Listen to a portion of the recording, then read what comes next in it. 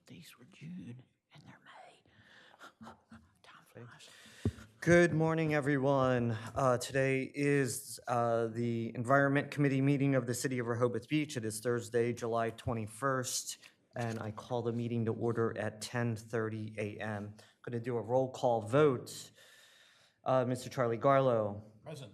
Mr. Eric Seward is absent. Ms. Heather Metz. Here. Mr. Joseph Vescio. Here. Ms. Mary Peck. Here.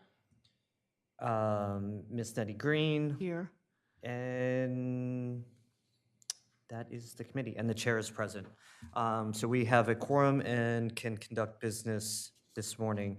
No approval of minutes. We have May 19th, 2022, June 16th, 2022, and one date correction.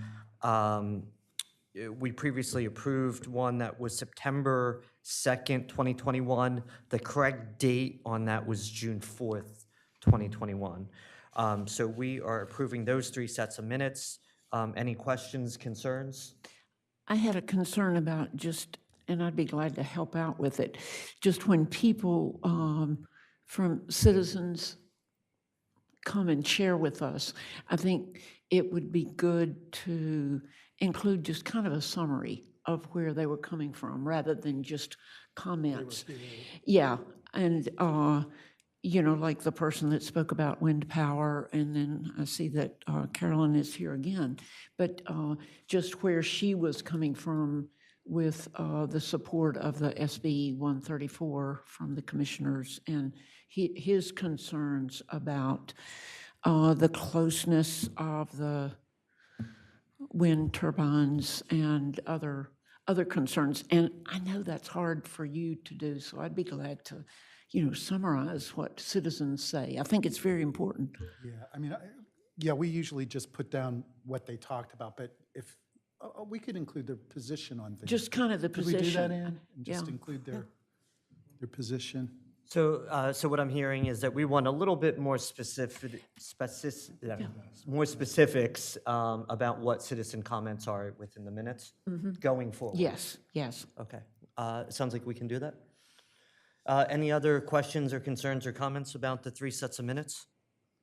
Well, then I will entertain a motion to approve. As corrected, those,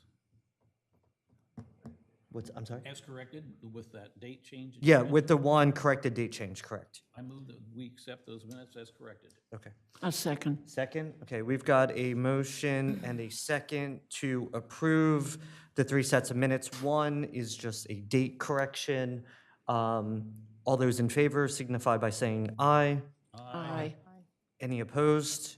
Any abstentions? And the three sets of minutes are approved as presented. No correspondence has been identified. And first order of business, old business, is discussion related to offshore wind farms and the potential impacts on coastal Delaware. I'd like to give everyone just a brief update on this. The mayor and I have been spending quite a bit of time going through this, meeting with U.S. Wind, other local communities. The mayor sits on the Association of Coastal Towns, who's also been getting information and getting facts and updates. And just in the past 2 weeks, I've become a lot more aware and knowledgeable on all of the different projects and the process. And so the mayor and I feel as though it is very important that sooner rather than later, we have a town hall or a special meeting or symposium, whatever we end up calling it, in September, where we are getting not so much opinions, but more facts on the different projects, where they're at. We've got, for example, the Central Atlantic planning areas, which is all of the East Coast, are now looking at new call areas, and there's going to be public comment periods related to those. Luckily, we believe that all of those are east of the current call areas, or leased areas per se. So we just want to get all of the information, all of the facts, what is current, because I was also very fascinated or surprised by the Skipjack project, which has not yet finished, their comp plan has not yet been approved or accepted. Once a comp plan is accepted, that means that BOEM thinks that they have all of the information they have to then start reviewing it. They submitted theirs a year before US Wind submitted their project, which is by Ocean City and Fenwick, and US Wind's project down there was just accepted, and they start going through a new hearing process at that point. So there's just a lot going on, and we feel as though it's important. So one thing that I want to solicit, and we don't have to do it now, but specific questions that you want answered, specific topics, specific people you want to hear from. Obviously, we want US Wind and Ørsted to give us specifics about their individual projects. We also want a third-party, non-biased person to be able to give us factual information that don't have a vested interest in those two projects. And so those are just a few of the things that we're thinking of. This is not solidified yet, but tentative dates, we're considering September 13th and September 27th. And we're hoping from this, the mayor and commissioners will at least have a philosophical vision or statement that we're able to make regarding wind energy. So that, for an example, I think Ocean City said they're very much in favor of wind energy off the coast. They're in favor of the environmental impacts, the job creations, but they don't want to see it. It was basically the statement that they made. So I think that, similarly, we want to be able to have a statement that articulates how we as a city feel about them, so that the mayor and I can start participating and giving our opinion, the city's opinion, as these public hearings start popping up as different projects move through the process. So that's where we're at. September, those two dates are tentative. And I would just like all of you to email me any specific questions, any specific topics, so that we as a city, the mayor and I, can compile them and send it to the panelists and say, we need this covered in the presentations. Great. So any questions, comments at this point? Sounds good. It's exciting. Okay. I noted from the minutes the last time around that Mary Peck was going to check with BOEM and add some questions. Was that Yeah, something you were? I got an email from a Ørsted representative a few months ago after one of our meetings, and somebody I know from other circles, but she thought that, okay, sorry, somebody from BOEM would probably be willing to get involved, and they sent an email into BOEM about our interests, but I haven't heard anything further, so I could probably try to follow up a little bit with that. Okay. All right, thank you for that, Charlie and Mary. If there's no other questions, I will, oh, I'm sorry. We'll go to the members of the public on this topic. If you could just identify yourself, please. Abraham, 123 Henlopen Avenue. In light of the city meeting the other day, and Carol from the Chamber's input, and they have something that's scheduled, I believe, in the Forgotten Mile at the Dewey Ale House or whatever it is. We're going to enough meetings at the city. Should we not be meeting together? Yeah, Walter, what you're referring to is one of the membership meeting luncheons that the chamber is having. They are inviting a couple people, I think it's Ørsted, U.S. Wind, and someone that opposes U.S. Wind energy. And it's going to be more of a, was wind energy good or bad, and what are the pros and cons? And it's specific only to their members. The mayor and I talked about, should we try to coordinate and do something together? Until that meeting, we were unaware that the chamber was having this luncheon, and it is specific only to their members. We want it to be wide open to everyone and other municipalities, and not just people in the city at ours. And we want it to be a little bit more factual in process and when the public has an opportunity to give input with BOEM, and articulating the different cycles, the different approval processes, the different public hearings. It's going to be a little bit more focused on that than pros and cons of wind power. So that's why we've decided to just continue with doing our own thing that we've got more control over. Thank you very much. That's kind of Paul Harvey. That's the rest of the story that we didn't hear, that you're already meeting on this. So now the next thing for transparency, you could end up with a room full of people. I think we hope to have a room full of people. So then there ought to be plans, because the city's not doing much for transparency. If you have a room full of people, they all ought to be able to be in one room. So have you scheduled convention hall? We're still working out those details. We haven't even picked a date yet. We haven't even picked panelists yet. This is just something we plan to do in September. And we're trying to put all of those plans together so we can publicize it. And what are those two dates again? September 13th and 27th were open at this moment. Thank you. What days are they? I believe they're both Tuesdays. Thank you. And will there be a window of time?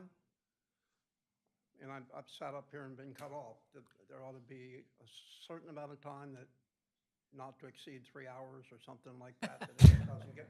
I'm serious. Yeah, I think. We have other things to do. Yeah, I think we're going to give each panelist a specific amount of time.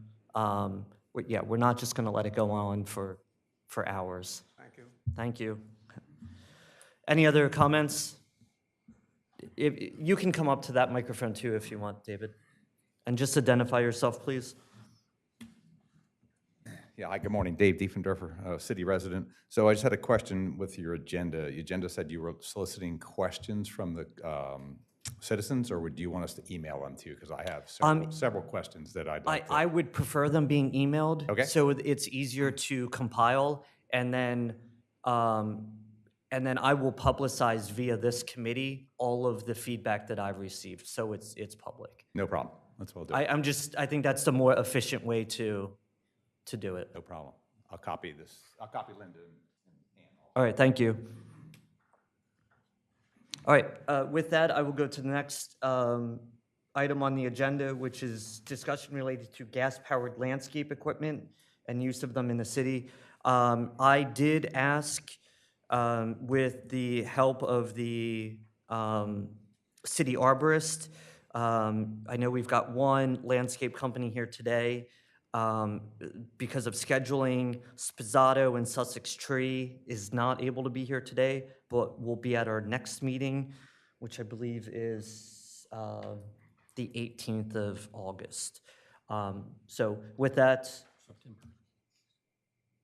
August. August, excuse me. We're still in July. Sorry, you're right. My apologies. So Charlie, I'll let you take this topic away, and we'll just plan on hearing from the two other landscape companies that are at our next meeting. Okay, just to briefly summarize where we were from before, we were discussing the phase-out of lawn equipment due to noise and air pollution and other sorts of problems. and copying basically, or recommending that we copy the city of Lewis, which has a similar ordinance already. And we did hear from Liz Lingo last time about her thoughts and understandings about switching to electric or quiet, non-polluting sources.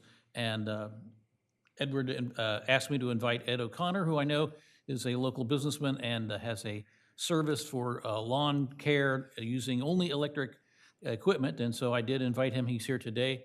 I guess some of the questions that people may have, or Liz Lingo is suggesting, is equipment like this available that would be good enough for those who do commercial lawn care? Is the cost too much? Those sorts of things.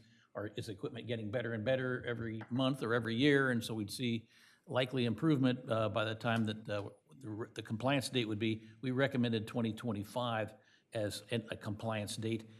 It may very well be that we want to change that up or down. But in any event, I'd like to invite Ed O'Connor to share with us his thoughts on the topic of electric lawn equipment and what's available and all those topics. Edward? This is Edward. He's Ed. My name is Ed O'Connor. I run a small battery-operated rechargeable grass cutting services in and around Rehoboth. I've been doing it for 5 years. I live just a mile outside of town. I've lived here for 30 years. Like I said, I've been doing it for 5 years. I've not had any battery issues or equipment issues. That the same equipment I started with 5 years ago, I'm still using now.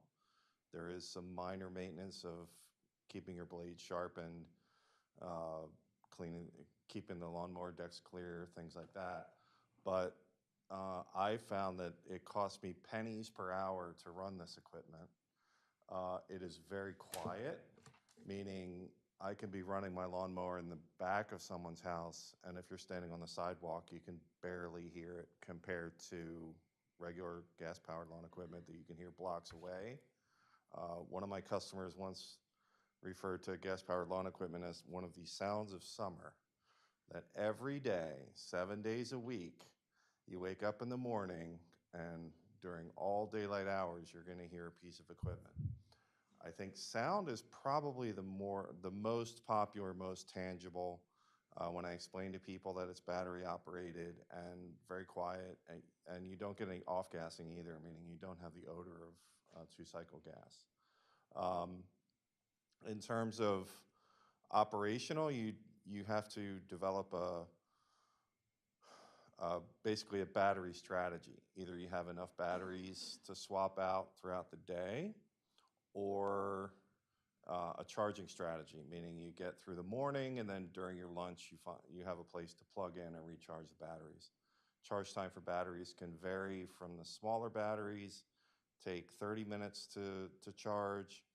Really larger batteries can take over an hour to possibly 2 hours for the really good batteries. So it is you're kind of front-loading the cost. You're making a major investment up front for the equipment because it does cost a little bit more, but your cost to run it is only pennies per hour compared to gas-powered equipment and the downtime that you have for maintenance.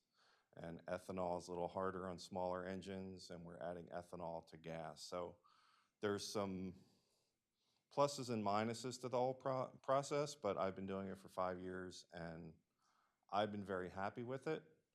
I'm a proponent of a phase-out, phase-in kind of strategy of letting larger landscape companies. This system is scalable, but the larger your equipment, the more batteries you need, the more powerful batteries you need, the more powerful batteries are more expensive. So you have some upfront cost issues there. I have a zero-turn riding lawnmower that's battery powered that costs $5,000.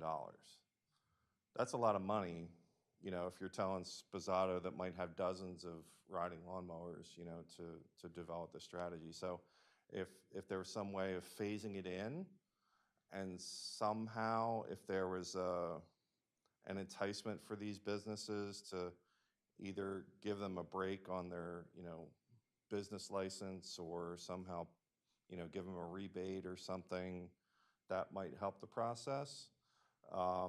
When it comes to grass trimmers and leaf blowers, the time is now. Like, you can just, a grass trimmer will run at least 75 minutes on one battery. Leaf blowers run 50 minutes on one battery, so you can just swap out batteries all day long. There are multiple manufacturers out there. There's more manufacturers coming online every year, and every year there are improvements to efficiency. When this whole thing started with me 5 years ago, you had a choice of 2 batteries. Now you have a choice of like 6 different batteries in terms of amp hours, which is basically your runtime for your battery. So there are more choices, there's better technology, there's constant improvements. We are getting there. In terms of large scale, like a Sposato, I can't really speak to that, but a lot of lawns in town are very small, and zero-turn mowers don't fit through gates in town. So having a zero-turn riding mower for cutting the front, and then a push mower in the back, and grass trimmer, it's a great system. The lawns that I cut just outside of town, where it's 3/4 of an acre with very little landscaping, riding mowers are definitely the way to go. But the technology's out there, it's improving. There's companies across the country, out in the Midwest, that have 3 electric zero-turn mowers, and they created basically a business plan of, we're just going to have enough batteries to go 8 hours on our equipment without having to plug the thing in. And then when we get back, we just plug the trailer in. They keep all their equipment in the trailer. They just plug the trailer in overnight, and when they get up the next morning.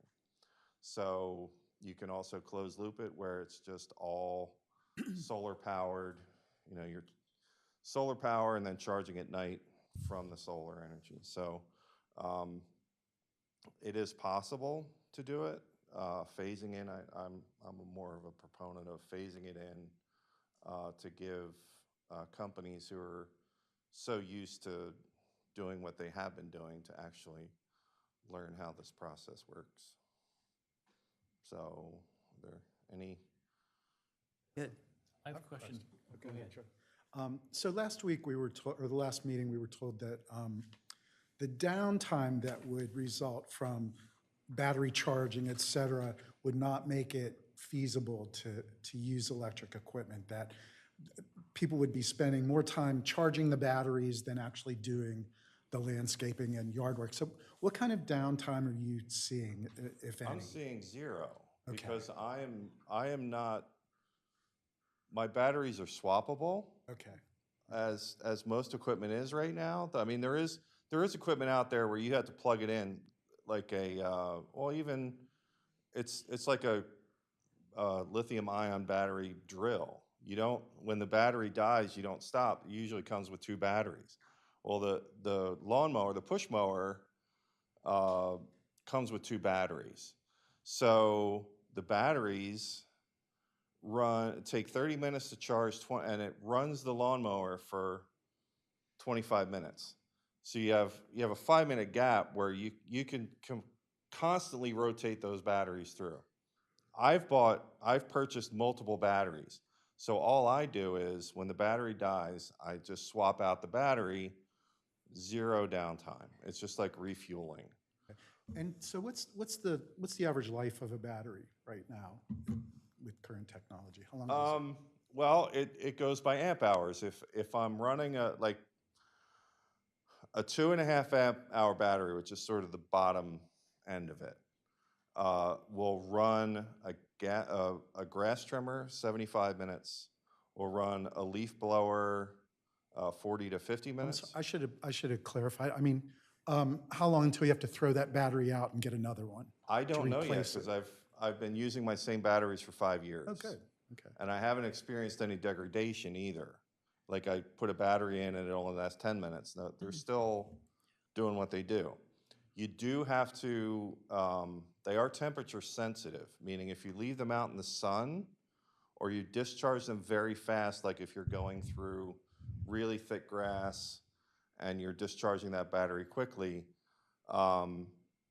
they are a little temperature sensitive. But the battery recharging has a fan that blows air across the battery, so it will cool the battery before it will recharge it. Trying to keep them out of the hot sun, like throwing them in the back of the truck and just have them, it's kind of like your cell phone. If you put your cell phone on your dashboard, you're gonna cause your cell phone to overheat. It's kind of that same strategy, but I haven't had to replace a battery yet, It's fantastic. which has been one of the, like, I went into this as the first year I did it, I just did it as a proof of concept. Like, I didn't know if this was gonna work or not. And it was sort of a learning curve of I've learned that if you have enough batteries or have some method of charging, meaning if in the middle of the day you stop and charge your batteries or something, you can run all day.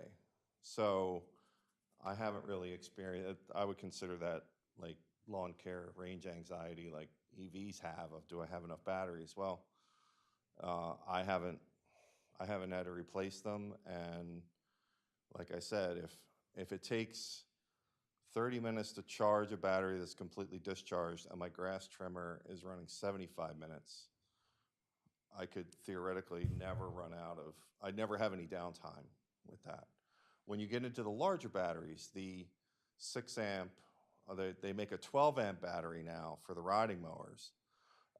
Even with a quick charger, those take a couple hours to recharge, even with the fast charger. They're more expensive, but they run a lot longer. So they're heavier, so on the smaller equipment, they're a little more cumbersome to push the lawnmower around and things like that. So I don't use my larger batteries except on my larger equipment. But it's really a question of if you have enough batteries, you could just go all day. So Sposato is kind of like at the opposite end of the spectrum of where I am in terms of lawn care. And there are riding mowers, and 2 years ago it was a 42-inch riding mower. Now there's a 52-inch riding mower. And 2 years ago it was a 10 amp was the biggest battery you can get. They discontinued the 10 amp. Now it's gone to a 12 amp. So we're in a constant state of improvements on this equipment. So, but I'm very happy with it from a maintenance standpoint. And I just have to run string into my string trimmer and off I go. So, and the nice thing is there's several options for your equipment, so you can go with different companies, but the batteries are proprietary to the equipment. It's not like you can run a Ryobi battery in a Cobalt or anything like that. Ed, I want to thank you first for being here and giving us your expertise and your opinion. I really appreciate it. I've got one question related to the ride mowers, because I think we've heard from one of our city employees at our last meeting that the technology just isn't there yet for the riding mowers to be a good solution, particularly, not that the technology doesn't exist, but it hasn't evolved at the same rate as some of the smaller equipment has, and the price is not coming down like it has with the smaller equipment. And it's not a little bit more expensive than a gas-powered, but it's double the price. Is that accurate from your experience? I would say that's pretty close to being accurate, but the electric riding lawnmower capabilities, we're only a couple of years into that compared to push mower, and the smaller equipment has been around for close to 10 years. So the evolutionary process has just begun for the riding mower technologies. It does cost more upfront, but imagine a piece of equipment that has no downtime for maintenance, has no springtime startup issues Right. of you're not buying oil, you're not buying gas. You have more cost certainty with electric equipment on your energy costs than being at the whims of whatever the gas price is today. We only change our electric rates, once a year in this state? So you know what your cost per kilowatt's gonna be for the year. And for my smaller equipment, it costs me like 6 or 7 cents an hour to run my push mower. And it costs me 80 cents an hour in energy for my riding mower. So imagine how that compares to, and like I said, you are front loading your expense. You're paying Correct. upfront a lot of money compared to, especially used equipment, like used gas power equipment is ubiquitous on Facebook Marketplace, that you can just pick one up, pretty cheap after it's been used. So like I said, you are front loading an expense, but you're going to get that money back in lower operating costs. Out of curiosity, how many customers do you have in the city of Rehoboth Beach? In Rehoboth right now, I have 5, and total I have 12. And how would you say the cost to the customer, how does your fee compare to those of your competitors that are using gas-powered equipment? I'm right in there with the same price. But I made the commitment, like when I bought my smaller equipment, I paid for that in one season, all the smaller equipment. The riding mower is more of an investment. You have to sort of think of that as a major purchase, like a vehicle or a trailer or something. It's going to take me years for that one to pay for itself, but we're on parity with pricing. Any other questions, Nettie? No. I have a couple. So I guess at our last meeting, Liz was saying, she commented on the riding mowers, and since then, it's occurred to me, along with what you were saying, in Rehoboth, I don't see a lot of riding mowers around because the lots are so small. And also, the other point I don't know how familiar you are with the Lewis situation and whether you work there, but if you do, I'd be curious to hear more about that. But I'm pretty sure they have either exempted riding mowers or have a pretty far out date for riding mowers, and I think that's part of what we were talking about here. But so can you comment on how, if people even need riding mowers to work in Rehoboth, or There are a few small landscape grass cutting services, like that's just like me, like an independent guy might have a part-time helper that does use a riding mower. And what he does is at one of the lawns I cut, he has like 4 or 5 lawns on basically right around in a loop. So he gets on his riding mower and he rides around and he cuts all the front lawns, because he cuts 4 front lawns with his riding mower, and then he uses his push mower to go in the back yards of these things, because the yards are so small, gates are small. So they're, comparatively speaking, compared to like outside of Rehoboth, where the lots are 1/3 and a quarter of an acre, half an acre, riding mowers are a lot more ubiquitous. In terms of Lewis, it was my understanding that they were eventually, like you had suggested, that the sunset date on riding mowers is way down the road. Like I got the impression they were going to revisit it when the technology was improved. But I think they started with grass trimmers or leaf blowers, and now they're working their way up. So in town, it's just like my zero-turn riding lawnmower. I only use it on a couple of lawns the same way. I just cut the front with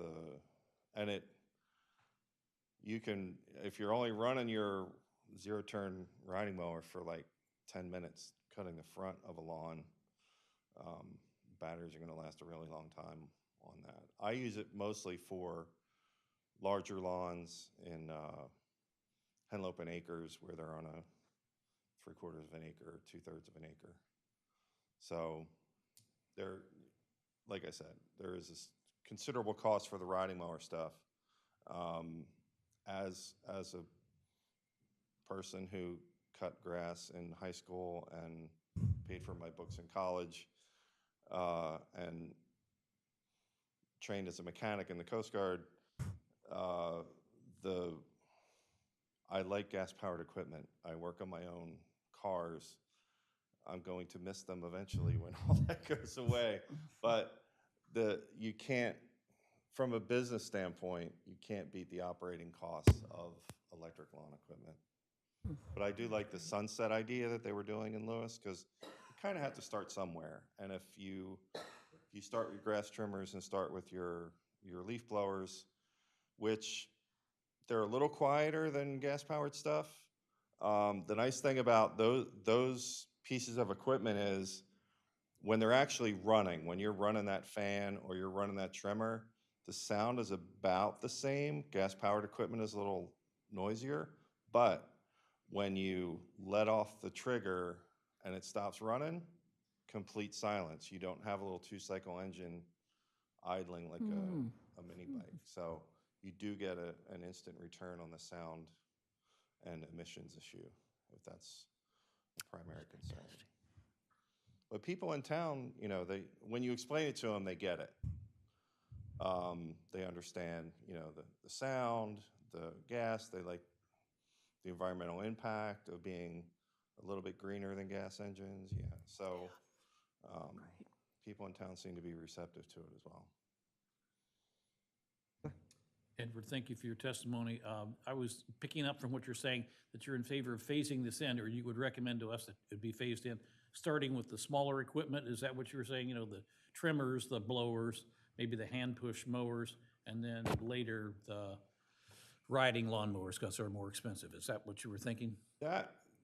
I think that would be the compromise position, because the technology is out there for the smaller equipment to run a really long time, and the smaller batteries are cheaper with a really long runtime. So, you know, phasing it in I think would be a really good start and I think it would help in a lot of ways. It would introduce landscaping companies to the concept. That equipment is cheaper than the larger equipment. So you're only dropping a couple $100 on a grass trimmer that comes with a battery and a charger, and you know, so I think that would be a good compromise to at least get it in the door to introduce these people.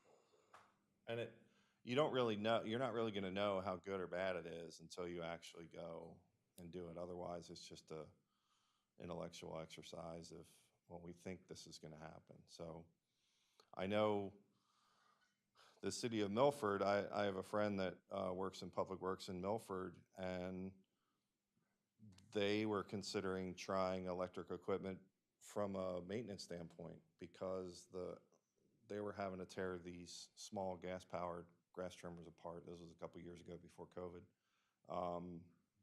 The life of some of their equipment was shortened, and they couldn't figure out why in their gas trimmers. So they were thinking about going to electric. I don't know if you ever, COVID hit and everything kind of went sideways, but phasing it in, I think, would be a really good compromise. But once you buy, the batteries are proprietary, so once you buy Greenworks or Ryobi or Cobalt or these manufacturers, it's kind of like buying a DeWalt drill. You can't buy a Ryobi battery to go into the DeWalt drill. Unfortunately, I wish they were a little more universal, because then you could shop around for batteries and stuff. But technology is always improving too. Ed, thank you very much. Unless anyone has any questions, I'm going to ask the members of the public. Just one. What's the name of your company? Ed's Electric Lawn Care.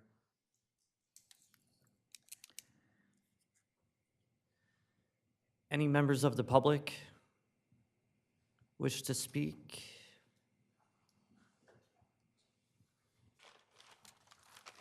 Remember to identify yourself, please. Carolyn Diefendorfer, city resident. I agree with him. I think you have to phase in. If you were to go to like a Sposato and say, next year you have to have 100% battery operated, there's no way they could purchase all that equipment in 1 year and continue to do business.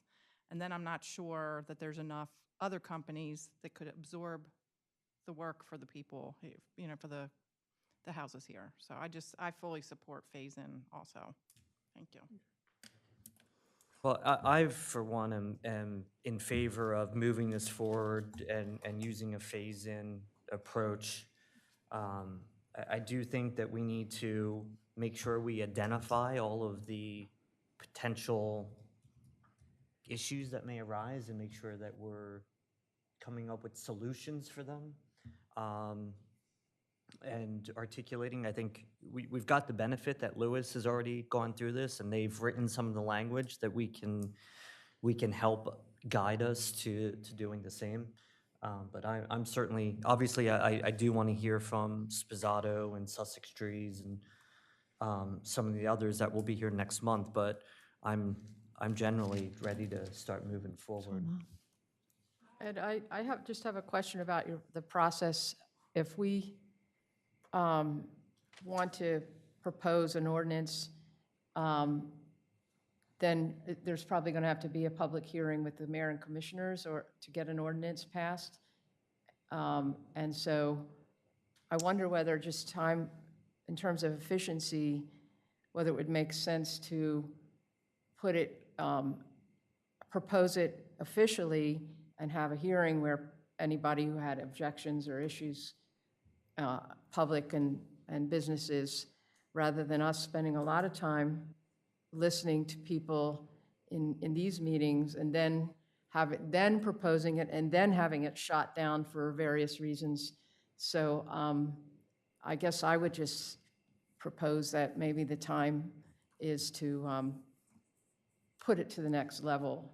For I agree. I public agree with hearings. you, Mary. I think that's very important. Yeah, please, Carolyn, come on up. For city resident. The one thing I would say, though, is I think the city has to set by example. So I think Liz has to be willing to start replacing some of the city's equipment with battery-powered equipment. I don't think it can be a do as I say, not as I do type of ordinance. So, That's a good point. yep. You'll be pleased to know that the draft proposal, which we have in front of us, says the city of Rehoboth Beach should show leadership by purchasing and using, et cetera, exactly what you said. And it also talked about phasing things in. I think at our next meeting, commissioners meeting, I will give just a very brief verbal update and just try to get consensus from the mayor and commissioners that if we put this time and energy and research into this, that they're receptive to it. Good. Okay. I will do that. Anything else related to this topic? Well then, Charlie, I'll let you take it away with pollinator gardens. The last time we talked about this, I guess I was, it was clear to me that it actually breaks down into 3 different topics. And I don't know if it's easier to, in thinking about moving it forward, do we look at it as 3 different topics or all is one? And I think Liz gave us very good examples about how some may not work and others may, moving it forward. What are the 3 topics that you think it breaks down to? The pesticides, certainly one, encouraging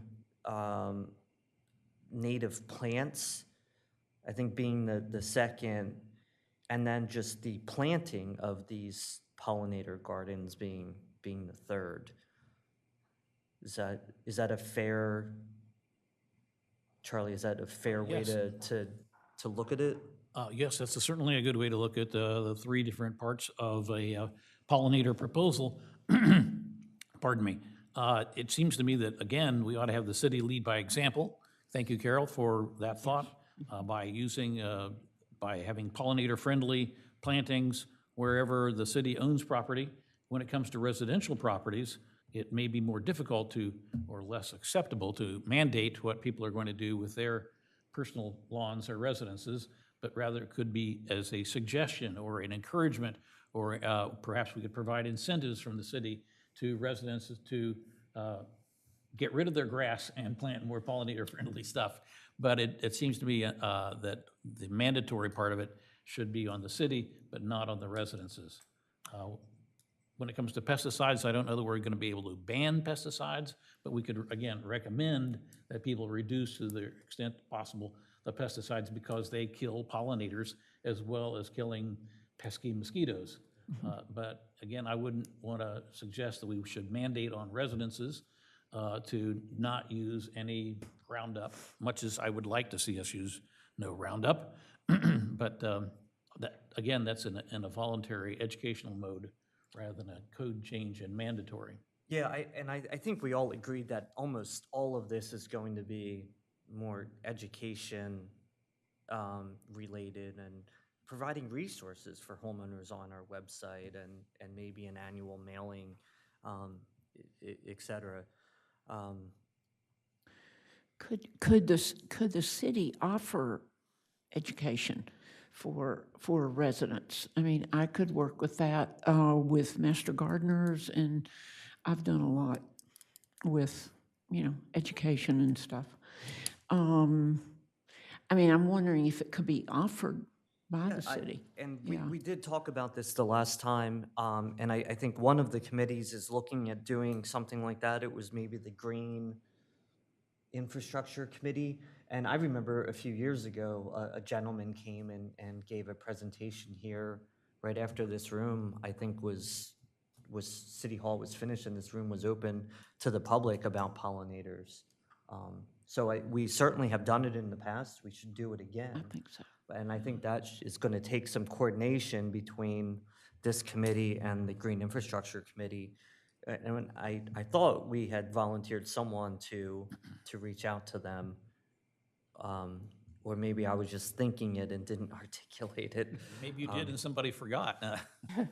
One of the thoughts I have is, after listening to Liz, she said, there are certain areas that they've kind of let go to native and more naturalized, a couple of the triangles, and that she's actually had some negative feedback about it looking unkempt. And so I think, wouldn't it be nice if we put like a sign on these areas saying this is a certified habitat or whatever, explaining it, why it looks the way it is and what it is, because there's the area over near the Henlopen, like those parking areas in front of the beach there's a triangle that kind of now looks like it's gone to natives. It's probably intentional, but it looks a little overgrown. And the other triangle, and and I think that the city has been kind of moving in this direction, but maybe it would be nice to kind of put a little sign up that what it is. Yeah. I think that should be part of this committee's recommendation, is that the city start doing that. There's Shelley, if you even, want to add that. there's even a certification. You can get a sign from Yeah. National Wildlife that says, that I have on my tree, that says that you're a wildlife habitat. And it could be posted there. I mean, you can get it $25 from National Wildlife, and that that this is a wildlife habitat. And, then, of course, offering the education would be fantastic. Well, I'm happy to redo the proposal that we looked at the last time around, Commissioner, and I would be glad to give it to you and others for their further comment on how we ought to phrase it. Okay, excellent. Excuse me. Any other comments on this? I'll open it up to the public on pollinator gardens. Nothing? Next on the agenda is our non-idling policy, which I think we were all in favor of moving this forward, just how best to do it. Heather, I think you were going to look at potential ordinances, correct? Yeah, I think I've got everything I need. I don't know if you got my email. I did not look at it. Okay, no worries. I just was looking for, oh, sorry. I know that the mayor and commissioners probably want it in a certain format, so I was just looking for some guidance, and as soon as I have the format, I've got all the information. Yeah, all the I think I information. can put in there, and then we can say what we like, what we don't like, and move that forward. Okay. Yeah, I'd be so, happy to draft it up. I was all ready to go. I just Yeah, didn't yeah. want to put it in the wrong format. It's pretty much, Okay, Heather, I will work with you on getting that in a format and ready to go for us to adopt, so it can go before the mayor and commissioners, and sounds like we've got that going forward then. Did you use the Newark ordinance as a, yeah, I sort was of a- going to use that, and also we already have the mayor and Resolution. commissioner's resolution that they approved to be an Yeah. idle-free city, so you don't have to really recreate the wheel. Yeah. Excellent. Any comments on anti-idling? Okay. It seemed to me the last time we had a conversation on this topic, there was comment from the public about not having citizen enforcement. And I thought it would be good to perhaps discuss it. I don't know exactly what that person meant. It's not like you're gonna have Charlie Garlow out there tackling some truck driver who's letting his truck idle. That's not what I meant by citizen enforcement. I meant to, as in the write-up that I prepared, similar to what the city of New York City does, which is that they allow citizens, or maybe even encourage citizens, to participate in gathering evidence which they would turn over to the police. So it's not like Charlie's gonna file a lawsuit against, whoever's idling their trucks. All we're doing, all I was suggesting by that is that it's helpful to the police who may have a hard time figuring out or being Johnny on the spot to see the idling. So catching the violators is not that easy. But if it's people like me and I see it and I pull out my cell phone and I take a picture of their license plate and maybe the side door, the name of the company and the little exhaust coming out while there's nobody behind the wheel, then I don't have to wait around for 30 seconds or 3 minutes worth of violations, as has happened in some other cities, but I could just take it and be on my way, so I don't have to be around when the truck driver is getting back into his truck and saying, hey, what are you doing there, buddy? So that's what I meant by citizen enforcement. Very gentle touch to assist the police in enforcing that sort of an ordinance. Now, New York City also offers a reward to people who successfully bring good data to the police, and a fine is collected, then the citizen informant can get some of the money. I don't know that we want to do that. It's certainly an option which our mayor and commissioners may want to consider to assist good citizens who are trying to help out. But I think on the other hand, to be very positive and put up signs, this is the way, because I think most people respond to that. If there's a sign that says, no, can't leave your engine on for more than 3 minutes, 2 minutes. Again, my recommendation was Yeah. don't have a provision saying no more than 3 minutes, because that means that That you can leave it Charlie would have on. to stand there for 3 minutes documenting it. Yeah. Why not just say no idling? No idling. When Yeah, you get no out of your idling. truck, Sure. just take the keys with you and the engine's off. Yeah, but Rather just than put up saying, as signs. my 3 Yeah. minutes run out, I gotta run back to the truck. Yeah, but put up signs. Yeah. Signs is great, yeah. Yeah. Let me have the chief come and weigh in on potential enforcement of this, because it is going to be the first question that the mayor and commissioners ask. How is this enforced? You want to adopt it, that's all well and good. The concept is good, but how is it enforced? How do we, as a city, make it work? So let me have the chief come into our next meeting and weigh in on it. one thing I would like to just comment on it is that when I started pushing for this a couple of years ago, the research that I did at that time was that the city of Newark is the only municipality in the state of Delaware that has its own anti-idling ordinance, and they've been successful with it. They've been praised for it by DENREC. And so my thought was, why reinvent the wheel? We have another city it's working for them. It's been approved. There's no legal issues that have come up in terms of whether it's appropriate. So I think just in terms of, not creating complications that could potentially cause challenges, the best course would be to do something very similar to what Newark is doing, and to start with, that they don't have a citizen enforcement provision. I think that's probably a little bit a higher level for us to deal with administratively, but so I would suggest starting with something that's been proven and is easy for us to kind of use them as a model. Yeah, just to be clear, the Newark anti-idling policy says that you may not idle for more than 5 consecutive minutes in a 60-minute period. And I guess they have had success with being able to enforce that. I think when we had the Newark people come to one of our, it was a Zoom meeting, the impression I had was that the police aren't that involved with it, that it's more of a, once they had it in the books and they put some signs in some of the common violation areas, and that's as far as they've done with it. Looks like Walter has a comment back there. Yeah, Walter, or anyone else from the public? Walter Birmingham, 123 Henlopen Avenue. I thought we had an anti-idling ordinance.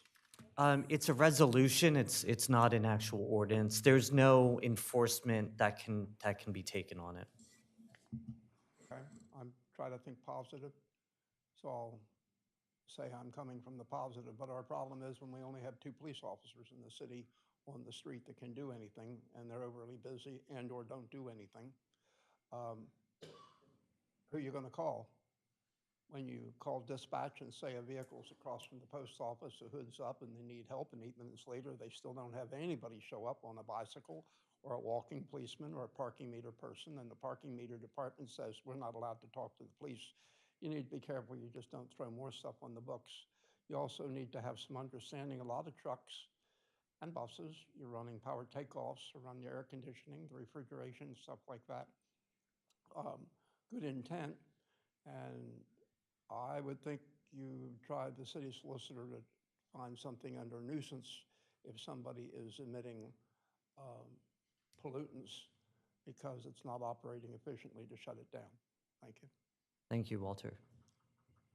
Just to clarify, there are a number, and Newark has them, there are a number of exceptions for vehicles that need to run for refrigeration and things like that. There are a number of exceptions that we can write into that. Carolyn, did you have anything? Okay.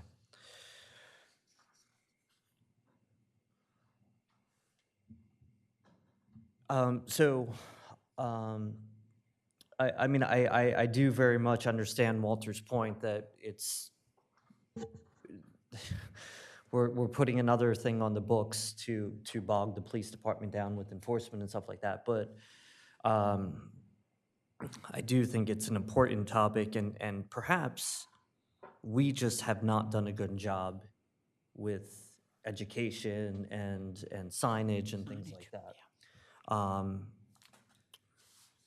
Well, it may be that having a citizen enforcer like myself, who takes a picture with my camera and turns it over to the chief, that saves the chief a lot of work. He just says, well, there's the evidence. Slam dam, it's a conviction right there. And it's a parking ticket, basically. So it's $25 at first or something like that. So it's not like anybody's going to jail over it. But it seems like it'd be easy enough for the police to take evidence that was presented to them and One thing case I just concluded. want to say, get on the bandstand for a minute. The 2 proposals, the idling and the electric equipment, are the greenhouse gas emission reduction kind of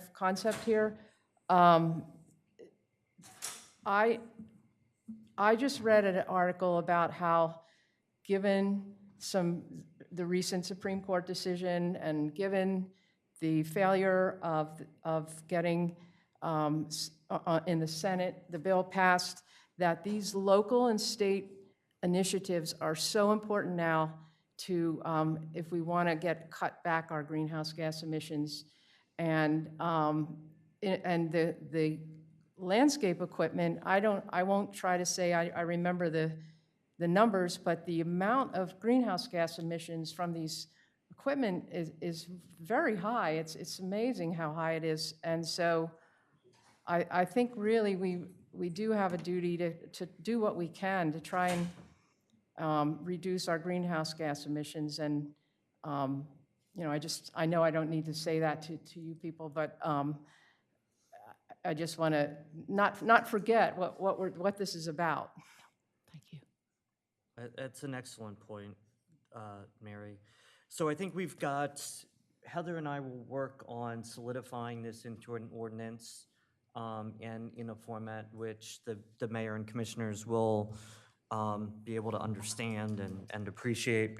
And at the same time, we'll have the chief come in at the next meeting and weigh in on his thoughts about another law in the books that ultimately his staff will have to enforce. Just state your name again and your relationship. Ed O'Connor, Rehoboth Beach Yacht and Country Club. When it comes to enforcement, several years ago, I was sort of involved in the smoking ban on the beaches, and the enforcement issue was bandied about then that they were worried about, there was discussion about people being worried about, is this another thing that we're going to have to tag the police with or something like that?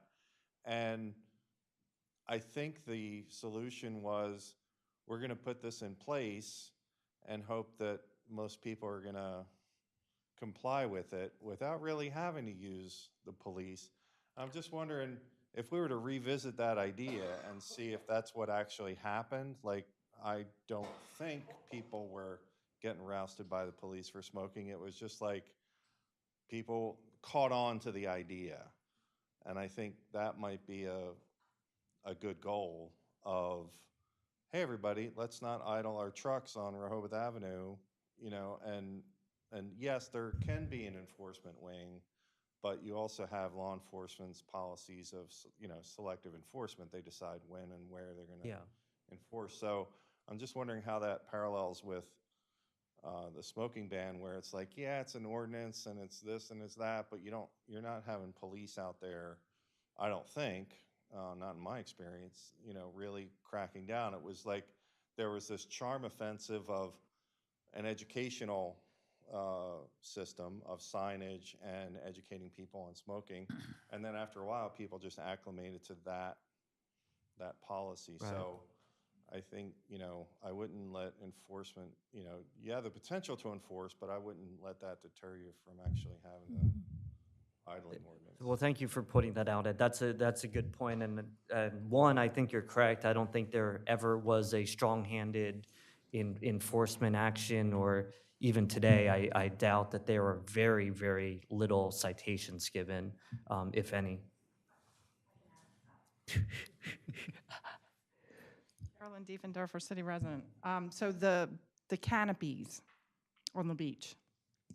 What happens today as enforcement is the lifeguards will ask somebody to take down the canopy. They don't take it down, they notify their higher up. Because I've seen this happen. They'll come on the beach and say, you got to take it down. If the person absolutely refuses, then the police are called. But otherwise, if you get a warning and you comply, nothing happens today. Yeah. And I'm sure that's how the smoking worked too. But I've seen it with the canopies. Mm-hmm. I think the cans and bottles and I mean, I think most things, when there's signage, when there's a place where people can do the right thing, then people will. People know.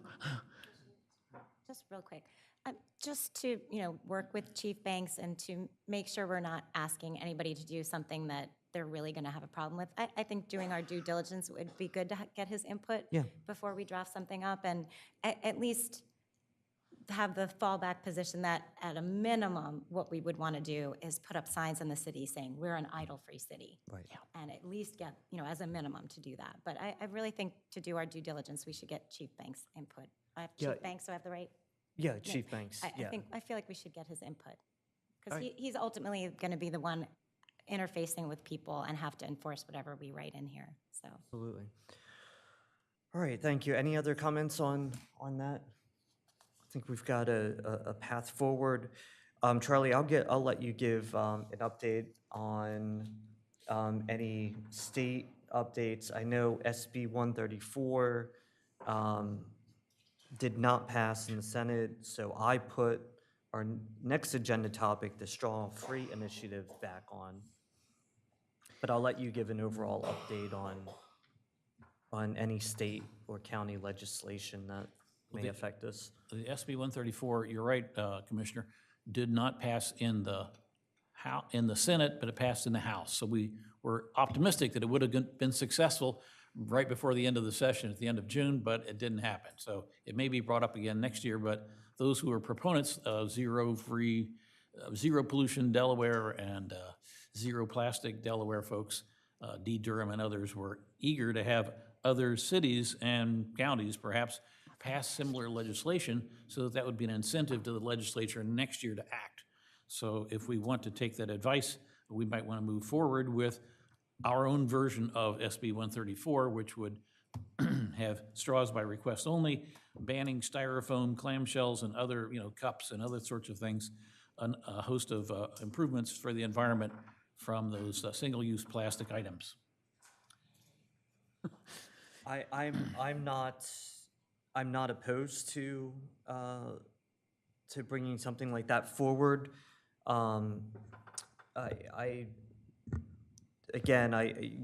was more in favor of the straw-free initiative being, something that's not given, but you ask for, and encouraging other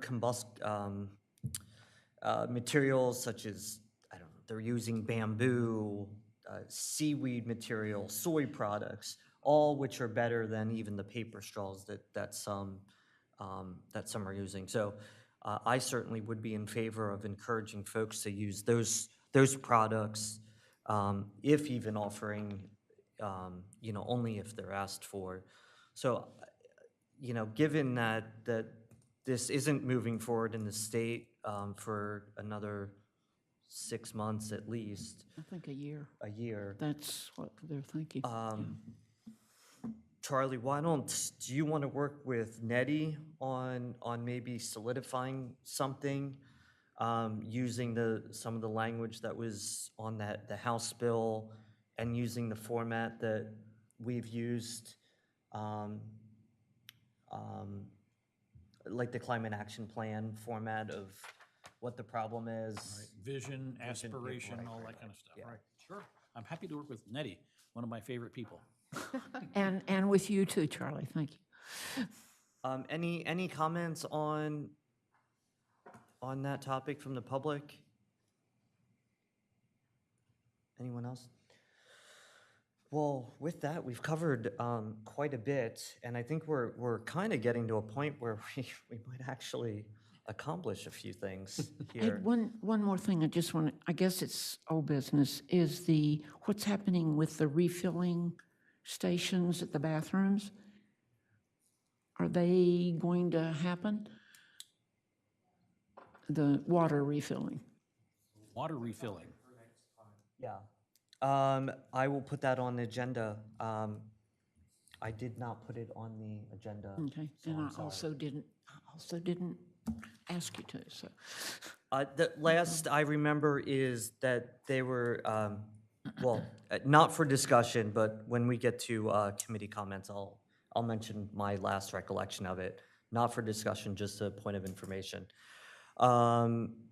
Any other discussion on the straw-free initiative or House B 134? No? Okay. The only thing I have under new business is I'd like 2 more committee members. Catherine, who was on the committee, stepped down a few months ago because she was having some health issues. she has reached out to me. Her health concerns have been taken care of, and she's feeling good and better and would like to get back involved again. So I'm inclined to nominate her to come back on the committee, if everyone's okay with that. We Yeah. could certainly use someone to take minutes. Yes, I would love, I would Joe, love. you're doing a would great love job. that. You're doing a great job, but she is just a Quit, pro. gosh, you hated doing the minutes. And then I would love to get one more person that is a city resident, so we keep the balance there. So if you can think of anyone, or if there's anyone in the public that is interested, please let me know. Do we still, the city still have like a time of year where they advertise for committees and? We do have a certain time period when we usually do it. I think it is right August and September. Yeah. Yeah.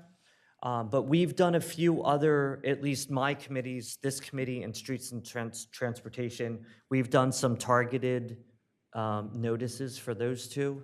So we do throughout the year sometimes do others, but when we usually adopt, reapprove committees and stuff, we usually do a very generic, ask everyone to apply and get involved. So that'll be coming up soon at the end of August. If there's no other comments on nominating committee members, I've got the one agenda item I will add, which is the Refilling stations. is it, what do you call it? The bottle refill stations. Yeah. And the last I recall of that, the city manager was just waiting to get the approval and funding from another organization under DENREC. So we'll get an update from him on that at the next meeting. Any other committee member comments? So I just want to be clear on what the next steps are on the two proposed ordinances. I guess we're going to have the police chief come to give input on the idling. You try and get that on the next month, or? I am going to try to get feedback from him prior to Okay. that, so that Heather and I can move forward with documenting what we need to document. Also get his opinion publicly at the next meeting as we're looking at that. But I want to, so we can move forward and we're not delayed another month, I'm personally going to get some feedback from him so we great. can move forward. And then with the landscape equipment, what are our next steps? My next step is for Spizzato and Sussex Tree and anyone else, I hope others from the public too come and weigh in, because we've not gotten a whole lot of public input on this topic. So I'm hoping the next meeting we do, and I'll work with the city communications person to see if we can maybe push that this topic's being discussed out there. Otherwise, I think we're in a place where we need to start deciding specifics on moving it forward. Dates, what's included in phase one, what's included in phase two, et cetera. And with that, I may also ask from the city arborist what equipment she currently has and when does she anticipate it needing to be replaced. That may help guide us in, for the city leading by example, when we might want to specify we expect certain things to change. Any other committee comments? All right, next meeting date is August 18th at 10:30 a.m. Any members of the public, any final words? Walter, no? All right. With that, I'm going to adjourn the meeting at 11:44 a.m. Thank you, everyone. And thank you, Linda and Ann, for being here from the city. making us run smoothly. Thank you. Thank you.